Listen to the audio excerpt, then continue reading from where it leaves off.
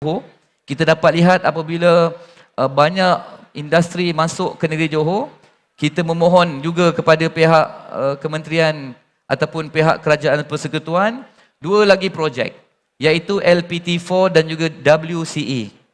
Untuk makluman semua, projek WCE ini kos kajiannya telah pun diluluskan bernilai 9.47 juta dan engagement antara pihak KKR dan juga pihak negeri sedang berlangsung. Sama ada daripada Melaka nak terus sampai Gelang Patah atau lajak lagi sampai ke Tanjung Piai. Yang ini kita sedang muktamadkan dengan pihak konsultan dan insya-Allah akhir tahun ini kajian ini akan dapat disiapkan. LPT4 tuan-tuan dan puan-puan akan memberi nafas baru kepada mereka yang berada di Mersing, Kota Tinggi dan juga Johor Bahru, dan setakat ini telah pun diluluskan dan pihak kementerian sedang meneliti kos kerja awalan tersebut berdasarkan skop-skop yang diluluskan. Tuan-tuan dan puan-puan, satu lagi kebanggaan negeri Johor apabila dapat projek yang begitu banyak ialah projek rancangan tebatan banjir RTB bernilai lebih kurang 2.6 bilion ringgit. 15 projek bagi menangani isu-isu banjir di negeri Johor. Tuan-tuan dan puan-puan, tadi yang Mak Berhormat ada sebut. Pada mulanya, projek ini dijangka siap 2029. Seperti biasa, pihak kementerian ke, pihak negeri ke, selalunya teknikal dia akan ikut template yang ada. Mula 2022, 5 tahun. 2024 akan siap 2029. Ini template biasa. Tapi tuan-tuan dan puan-puan, Johor luar biasa. Jadi kita berhubung dengan pihak kementerian, berhubung dengan jabatan teknikal dan alhamdulillah setakat ini track kita untuk projek-projek tebatan banjir selain projek-projek baru yang sepatutnya siap 2029, kita dapat awalkan 2 tahun lebih awal kepada 2027. Ada beberapa perkara secara detail yang kita bincang, saya tak sempat nak bentangkan detail sebab masa dah tak apa nak banyak. Tapi macam saya sebutkan, kenapa kerajaan ataupun kementerian Petra khususnya dalam perkara ini sanggup meluluskan 15 projek tebatan banjir bernilai 2.6 bilion ringgit kerana kita di peringkat kerajaan negeri pun bersungguh-sungguh nak membantu mempercepatkan projek-projek ini. Dan satu lagi contoh saya nak beritahu, apabila kita sering digemburkan tentang isu air di negeri Johor. Kan? Orang kata bila data center masuk, air tak cukup dan sebagainya. Tuan-tuan dan puan-puan, seperti yang saya sebutkan tadi, apabila kita fokus nak menyelesaikan sesuatu masalah, kita wujudkan satu task force untuk memberikan detail di peringkat negeri. Kita tak tunggu di peringkat federal untuk berfikir bagi pihak negeri Johor. Kita di peringkat negeri Johor sendiri yang membuatkan unjuran berapa yang air yang kita perlukan, berapa data center ataupun industri yang akan masuk ke negeri Johor. Jadi alhamdulillah di negeri Johor di bawah Kementerian Petra telah pun meluluskan 3 empangan ataupun taps takungan air pinggir sungai bernilai 1.6 bilion ringgit di Sungai Johor, Sungai Pontian dan juga Sungai Sedili Besar. Manakala 5 projek loji rawatan air di daerah Kota Tinggi, Keluang dan Pontian bernilai 4.3 bilion ringgit. Ini tak termasuk 4 package projek rezoning agihan air. Kenapa kita sebut rezoning? Kita berbeza sikit. Saya lama dengan TMB, 12 tahun. Di TMB apabila sebut pasal elektrik ni, kita ada national grid. Elektrik tak cukup dekat Mersing, boleh ambil dekat Pontian, Tanjung Bin. Kalau tak cukup di Tanjung Bin, boleh ambil daripada Melaka dan sebagainya. Sebab kita ada satu sistem national grid. Berbeza dengan air. Air ni, kita tak ada national grid untuk air. Tapi untuk Johor, tuan-tuan dan puan-puan, bagi memastikan keupayaan air, termasuklah yang terawat dan tidak terawat, dapat berfungsi dengan baik, maka kerajaan negeri bersama dengan operator air di negeri Johor memperuntukkan 1.02 bilion untuk 4 package projek rezoning agihan air untuk Kulai, Pasir Gudang dan juga Johor Bahru. Bila ada projek rezoning ni tuan-tuan dan puan-puan, kita akan ada backup 260 juta liter sehari yang boleh kita agihkan ke kawasan-kawasan yang diperlukan. Tak cukup dengan itu, sehingga 2035 kita jangkakan kita akan ada tambahan air di negeri Johor sebanyak 1,100 juta liter sehari. Dan insya-Allah sekiranya semua projek ni siap tuan-tuan dan puan-puan, kita dapat mencapai zero dependency ataupun zero kebergantungan dengan air daripada Singapura. Doakan semoga kerajaan Johor dapat melaksanakan semua projek-projek ini untuk kesejahteraan rakyat dan juga bangsa Johor. Apa yang saya ceritakan ini ialah kepercayaan daripada pihak persekutuan dan kementerian dengan usaha yang dilaksanakan oleh negeri Johor. Dan ini ialah buktinya. Apabila pelaburan yang masuk ke negeri Johor, foreign FDI. Okey ni. Ya. FDI yang masuk ke negeri Johor, kalau tuan-tuan dan puan-puan boleh lihat, pada tahun 2022, semasa kerajaan ini baru mengambil alih ataupun mula mentadbir di bawah kepimpinan Menteri Besar, 43.1 bilion. Dan kemudian kita merancang dan plan dengan baik, kekal pada 43, 2024 naik ke 48 dan tahun ini. Sehingga kuartal ketiga telah pun mencapai 91.1 bilion dan insya-Allah berdasarkan unjuran semasa, negeri Johor akan mencapai 102 bilion pelaburan dalam tahun 2025. Ini bukti tuan-tuan dan puan-puan kejayaan apa yang dilaksanakan oleh kerajaan negeri Johor di bawah kepimpinan Yang Amat Berhormat Menteri Besar, cara berfikir yang baru, kaedah yang baru dan insya-Allah akan memberi manfaat kepada semua pihak. Di Johor Yang Amat Berhormat selalu sebut 3T1M. Apa tu 3T1M? Orang Johor dah biasa dengar dengan 3T1M. T yang pertama ialah turun padang. T yang kedua ialah teamwork. T yang ketiga kejap. Dan 1M ialah micromanage. T yang ketiga tu ialah tuan-tuan dan puan-puan ialah tersetepan. Bermaksud hasil luar biasa memerlukan usaha yang luar biasa. Apabila Yang Amat Berhormat tadi ada sebut semasa ucapan dia, dia kata YB Fazli selalu dia telefon pukul 5 pagi. Itulah budaya yang ada di negeri Johor. Kita bekerja untuk rakyat, tidak kira agensi mana yang bekerja di negeri Johor, kita akan pastikan projek-projek yang memberi impak positif kepada rakyat mesti disiapkan mengikut timeline yang ditetapkan. Prinsip ini mengingatkan kita bahawa kejayaan besar tidak akan tercapai dengan usaha biasa-biasa. Good is not good enough. Jika kita mahu Johor menjadi peneraju, kita mesti berani keluar daripada zon selesa dan bertindak dengan lebih kreatif, lebih pantas dan lebih berani. Slide terakhir rasanya ni. Anda semua memikul amanah yang sangat besar. Kita bukan sekadar merancang, bukan sekadar membina. Kita sedang mencorak masa depan negeri dan membentuk warisan untuk generasi yang akan datang. Amanah ini menuntut integriti, ketekunan serta keberanian dalam menghadapi cabaran. Cabaran akan sentiasa ada, sama ada dari segi teknologi, keperluan rakyat atau perubahan persekitaran. Saya yakin sepenuhnya bahawa dengan kepakaran dan komitmen anda semua, Johor akan terus muncul sebagai peneraju pembangunan infrastruktur negara. Menjelang 2030, Johor akan menjadi sebuah negeri maju dengan visi yang jelas. Kita mempunyai tenaga kerja yang cukup kuat untuk merealisasikannya.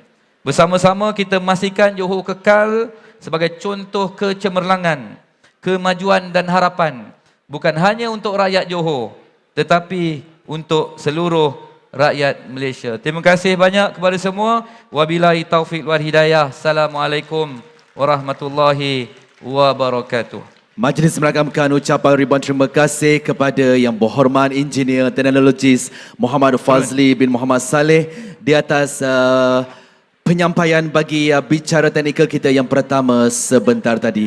Baiklah hadirin sekalian, sebagai tanda penghargaan kenang-kenangan, sekali lagi kita mempersilakan panel kita untuk di atas pentas bersama dengan yang berusaha Engineer Maria binti Marcus, pengarah kanan CPAB, diiringi yang berusia Engineer Noreha binti Nordin untuk penyampaian cenderamata kepada Yang Berhormat Engineer Teknologis Muhammad Fazli bin Muhammad Saleh. Dipersilakan.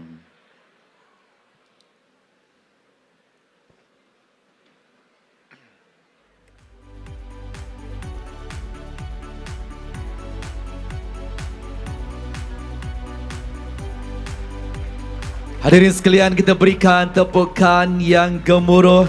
Dan itu tadi merupakan bagi panel pertama kita untuk sesi bicara teknikal yang pertama bertajuk Empowering Change Strategic Plan to Deliver Project Within Time, Cost and Aesthetic Value. Terima kasih diucapkan kepada Yang Berhormat dan juga kepada Yang Berusia Engineer Maria binti Marcus dan juga Yang Berusia Engineer Noreha binti Nordin.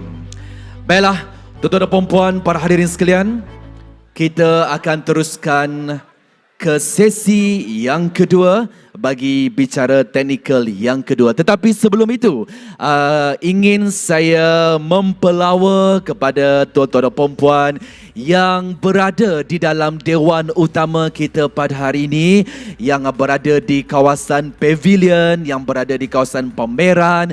Boleh kita mengambil tempat duduk terlebih dahulu. Kita mendengarkan apa yang diwawarkan, yang disampaikan oleh panel-panel kita melalui bual bicara teknikal yang akan berlangsung ini nanti, supaya akan mendapat manfaatnya lebih baik untuk kita semua. Jadi sekali lagi saya mohon kepada tuan-tuan dan puan-puan, para hadirin yang masih bersama dengan kami, yang berada di sekitar pavilion Hptn dan juga pameran-pameran yang bersama dengan kita, untuk tuan-tuan dan puan-puan mengambil tempat duduk yang telah disediakan, dan kita akan mulakan dengan bicara teknikal yang kedua.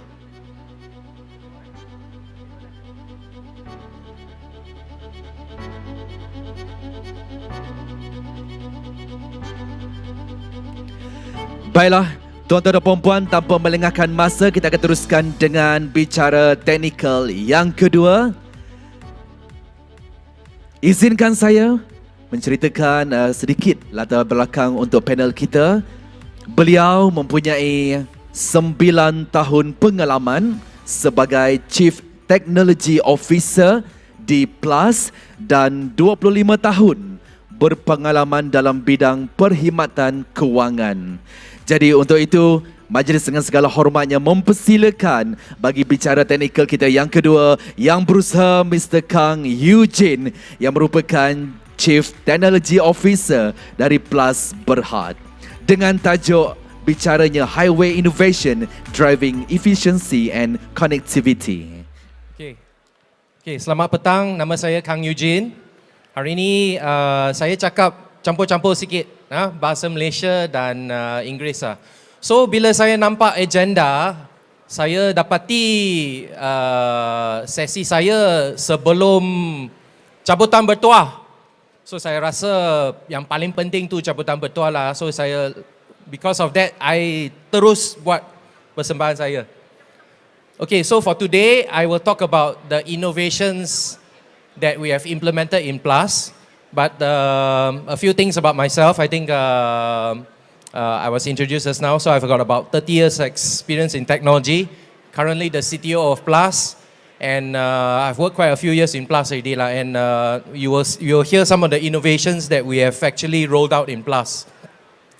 Now, if you didn't know who PLUS is, I think you would know, hopefully if you would have driven all the way up north to Penang, sampai Kedah, or all the way from Kedah sampai to KL, and from KL all the way to Johor, and we run the North-South Highway, and actually PLUS obviously, our most famous highway is the North-South Highway, which is all the way from north to south. But we also run a few other highways. And some of the other highways that we run, obviously, Link Kedua that connects us to Singapore.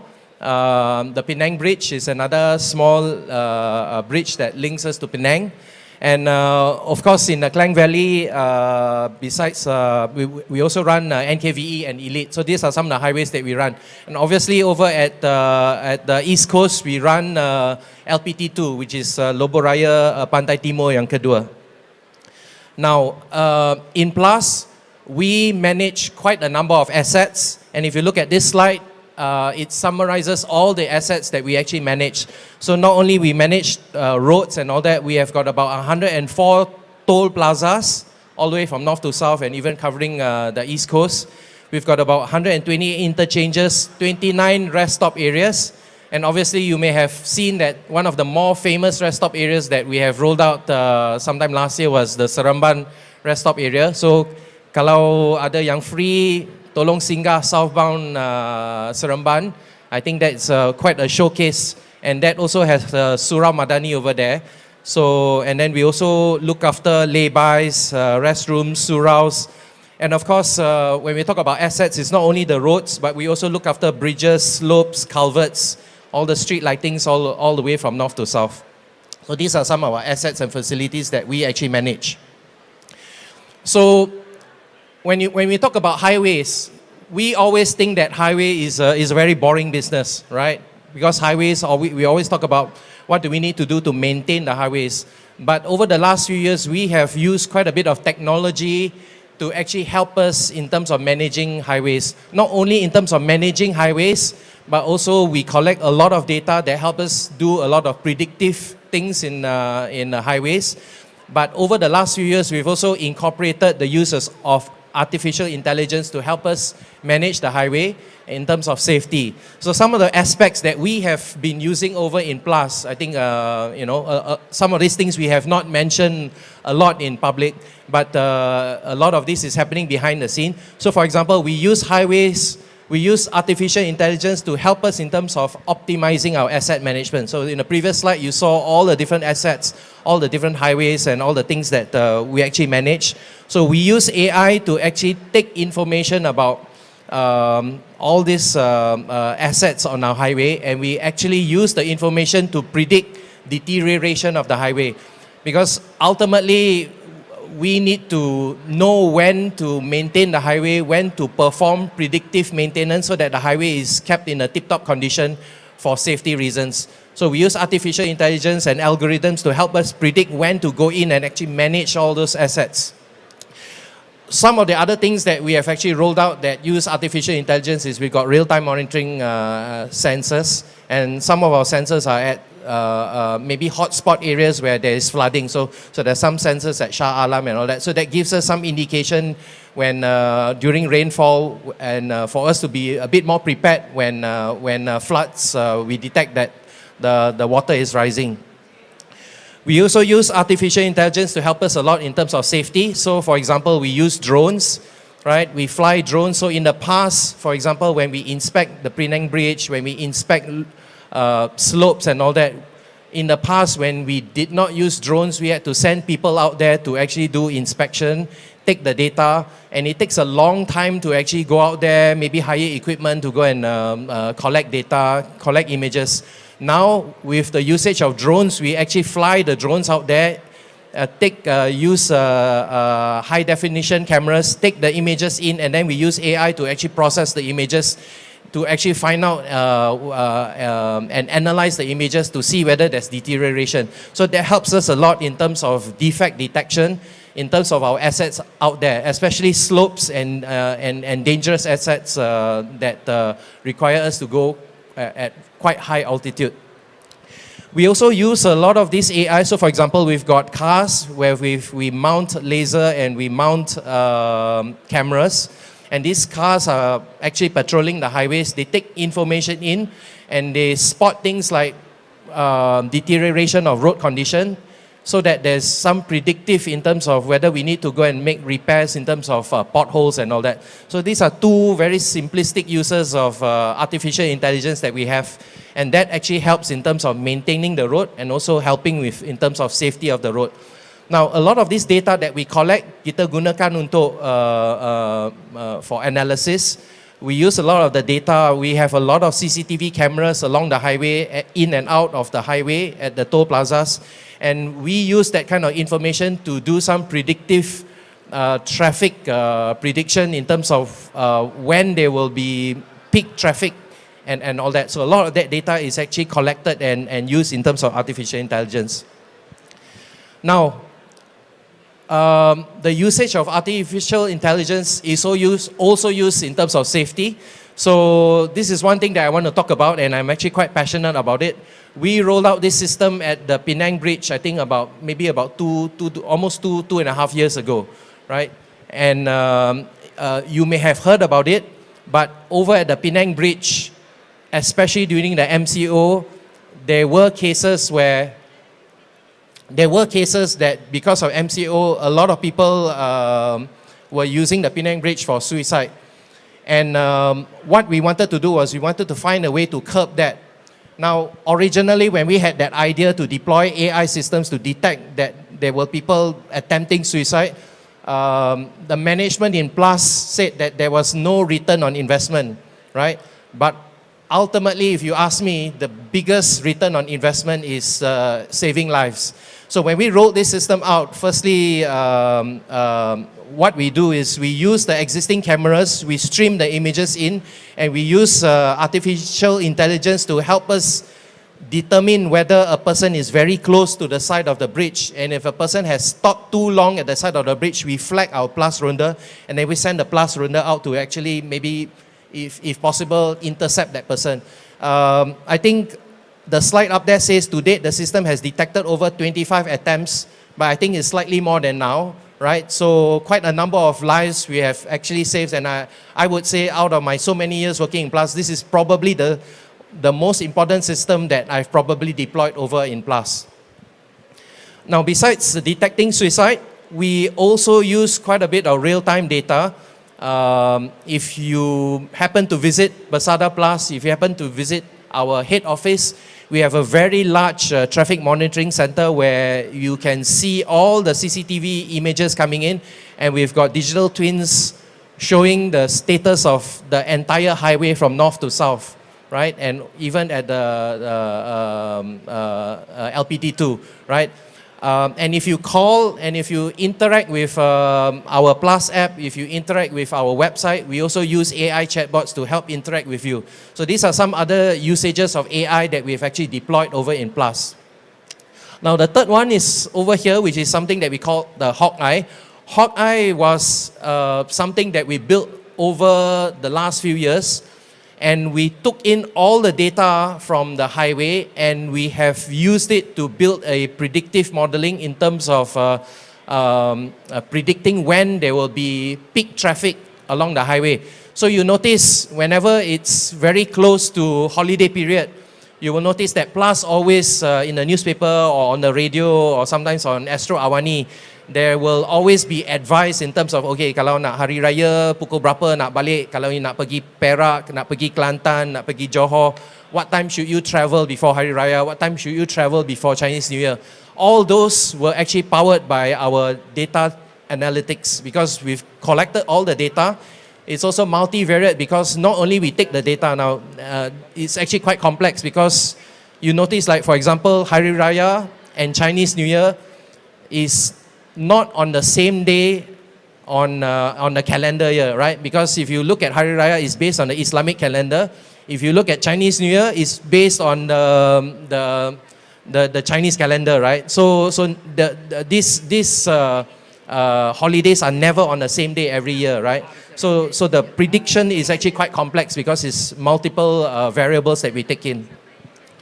And lastly, one of the other innovations that we've actually rolled out is smart lanes. So smart lanes, the concept is on certain stretches of the highway, macam for example, kalau you pergi Perak, especially the stretch dekat dengan Tapa, Teluk Intan, suddenly from 3 lanes it jadi 2 lanes, right? And then so traffic is usually quite congested.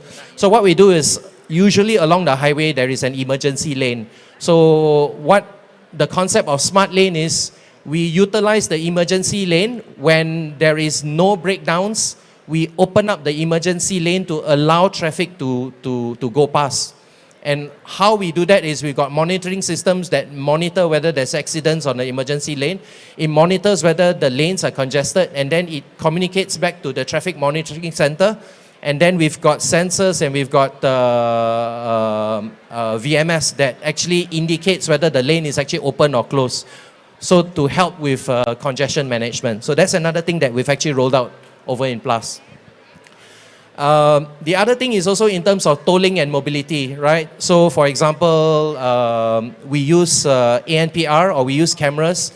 And the way the cameras work is they all read your number plates.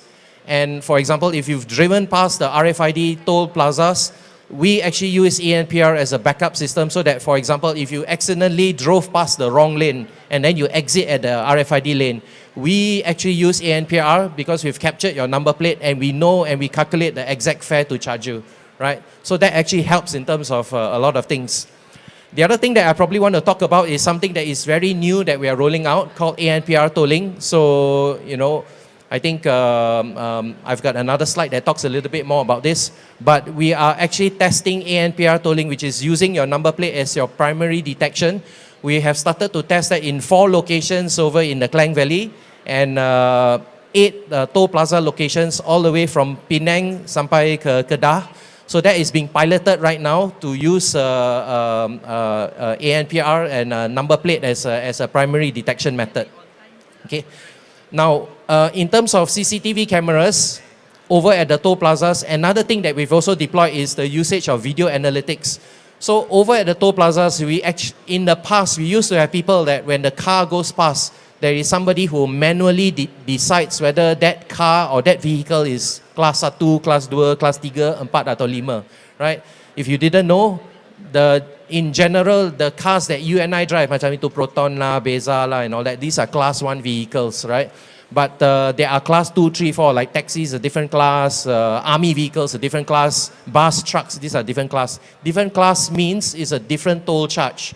Okay, so last time what happened was there is somebody manually that decides what class the vehicle is, but now we've got cameras that detect, it reads the vehicle shape, it looks at the number of tires that you have and number of axles, and that system actually decides automatically what vehicle class you are. So with that, we actually help in terms of smoothen flow, reduce head count, and help in a lot of things.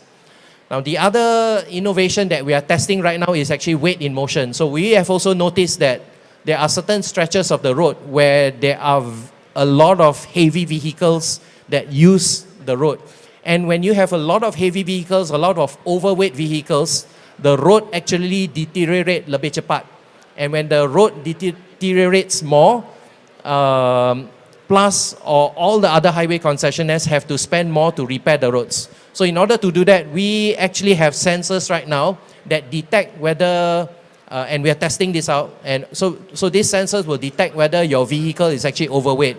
If your vehicle is overweight, based on the number plate, we actually facilitate maybe a slightly higher charge or an overweight charge on that vehicle. So that's something that we're testing right now, so that we can reduce the amount of overweight vehicles that go past our highway. Now, I probably got another 2 more slides, and this is the slide that I probably want to talk a little bit about the ANPR tolling.